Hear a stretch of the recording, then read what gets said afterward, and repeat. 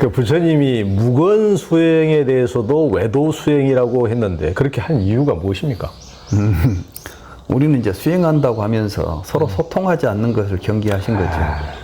부처님께서 가장 중요하게 생각한 것은 공동체가 함께 있으면 한 뜻으로 함께 의사가 소통이 되고 항상 합의가 잘 돼야 된다. 합의할 때는 이제 항상 자기를 양보하고 다른 사람을 존중하는 의미에서 그러기 위해서 서로 대화를 나누고 이런 굉장히 강조하십니다. 그렇죠. 우리 주변에도 보면 다 무건한다고 하면서 누가 뭘 받으면 무건이라고 써놨는데 어디 가서 뭐 이런 식으로 그러면 그거 무건 수행이 아니요. 지금 무건을 하던 것은 뭐냐면 언어적 분별을 떠나려고 하는 건데 근데 벌써 이제 무건이라는 말에 걸려가지고 있으면 그래서 이제 그래서 나는 또 언제부터 무건 수행이라는 말이 나왔는지 잘 모르겠는데 뭐 좋으면 이제 효과가 있으면 뭐 알아서 하는 것은 좋습니다. 그런데 부처님께서는 대중들과 함께 살면서 무건으로 지내는 것을 자랑하지 마라. 그래서 외도들의 그 무건 예도들을 했나 봐요. 그러니까 이제 그런 이야기도 있죠. 부처님께서 뭐 우리가 육근 수호를 어떻게 하느냐, 이게 큰 육근 수행 어떻게 하느냐 그러니까 눈으로 뭐 안 보고 귀는 안 듣고 그러니까 부처님께서 야 그러면 봉사가 육군 수행을 잘하고 김먹으리가 육군 수행을 잘한단 말이냐. 우리가 육군 수행을 한다는 것은 보는 과정에서 나에게 일어나는 이러한 마음을 잘 통찰해서 무엇을 보든 듣든 내 마음이 항상 안정될 수 있도록 유지하는 거 이걸 수행이라고 하는 것이지. 그렇죠. 뭐 안 보고 안 듣는 거 말 안 하고 막 이런 게 뭘 안 하는 걸 수행이라고 착각하지 말라는 거죠. 그래서 이제 뭐 그러니까 우리가 불경을 읽어보면 우리가 잘못 알고 있는 것들이 참 많아요. 그 진짜 좋은 건 줄 알고 보니까 부처님은 그거 안 좋은 거라고 하지 말라는 것도 많잖아요. 그래서 불경이 필요한 겁니다. 그렇죠. 뭐가 진짜 정말 중요한 게 뭐인지를 부처님 가르침을 통해서 직접 확인할 수 있으니까. 그러니까 요즘도 그 뭐 한국 사회뿐만 아니고 전 세계 종교라는 게 전부 다 뭐 한국 사회뿐만 아니고 전 세계 종교라는 게 미래의 천국 가고 극락 가고 뭐 그런 데 대한 관심이 가장 큰데 그것에 대한 그 이 불경이 그 굉장히 그 여러 대목에서 그런 대목들이 또 그때 당시에도 그 사람들이 그게 궁금했던 모양이에요. 여러 갈래로 많이 물어보더라고요. 이게 더 궁금했죠.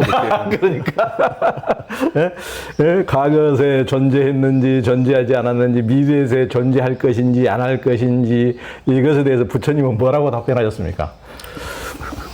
그건 바로 어리석은 범부들이 하는 생각이다. 어리석은 범부들은 나는 전생에 무엇이었을까, 내생에 무엇이 될까, 현생에 나는 도대체 뭐야, 막 이런 식으로 생각하고 산다는 거예요. 그러니까 결국 이제 요즘 우리 주변에 자꾸 뭐 나는 전생에 뭐 무엇이었다 이야기하고 그것이 궁금해가지고 이제 저도 가끔 한 번씩 그 유튜브 이렇게 보면 윤회만 나오면은 뒤에 본 사람들 엄청 붙어요, 막. 그래서 내가, 야, 사람들 되게 윤회 좋아하네. 그래서 내가, 나는 사실 관심이 없거든. 있어도 그만, 없어도 그만. 그러니까 이제, 잘 살면 걱정 안 해도 돼요. 왜냐하면은, 잘 살면, 있으면 좋은 데로 갈 테니까. 그렇잖아요. 없으면, 잘 살았으니까. 현재 지금 잘 살았으면 됐지.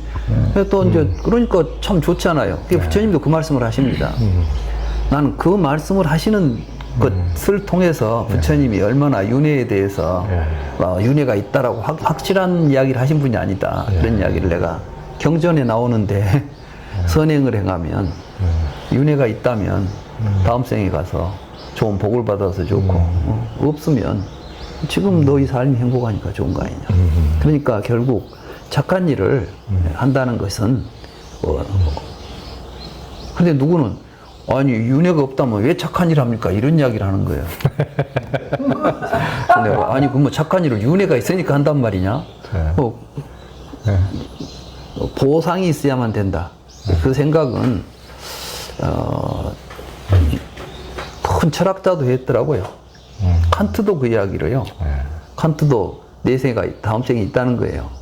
왜 있냐 그러니까 이 생에서 착한 일을 했는데 다 보상을 못 받았으면 다음 생에 가서 받아야지. 이게 우리가 남은 빚은 끝까지 받아야 된다는 생각을 하는 거예요. 그 다음에 이제 또 신이 있다는 거예요. 왜 신이 있냐? 그걸 보장해 줄 사람이 있어야 된다. 말하자면 그래서 신의 존재 증명을 해요. 근데 내가 그 칸트 이제 대학 때 칸트를 읽다가 아니 이런 소리 한 사람이 어찌 그렇게 뭐 대단한 철학자라고 인정을 받았지? 근데 이제 그분이 대단하다고 인정받았던 게 바로 지금까지 우리가 보았던 인식의 문제가 지금 우리가 알고 있는 우리들이 생각하는 인식은 잘못됐다. 그게 이제 전혀 반대로 생각한 거죠.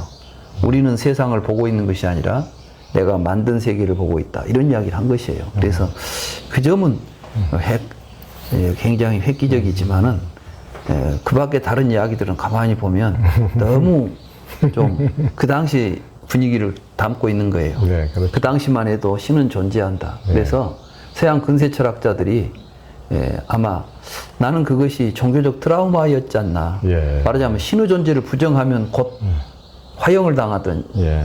갈릴레이가 지구가 돈다고 말 한마디 했다가 평생 감옥에 가 살았잖아요.